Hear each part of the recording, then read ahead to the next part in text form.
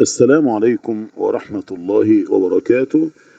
تفسير رؤية من يقول رأيت النبي صلى الله عليه وآله وسلم يضع يده على وجهه وامرأة قائمة أو موجودة تقول هذا هو النبي، فاستيقظ صاحب الرؤيا من المنام. الإجابة عموما لكل سائل ولكل مستمع: رؤية أي نبي من الأنبياء أو رؤية الأنبياء جميعا عند العلماء يفسرونها تفسيرات جميلة بأنها علو قدر وعزة ما شاء الله ورحمة ونعمة وانتصار وسعادة ورياسة وقوة للمسلمين أهل السنة والجماعة، وخير لمن رآها في الدنيا والآخرة.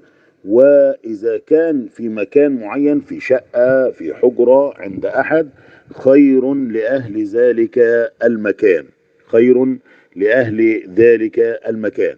واعلم أن أسباب رؤية النبي صلى الله عليه وسلم تأتي كثيرا للناس من أمور، منها أن يقرأ الإنسان السيرة النبوية أو أن يكثر الصلاة والسلام على النبي صلى الله عليه وآله وسلم. والله أعلى وأعلم.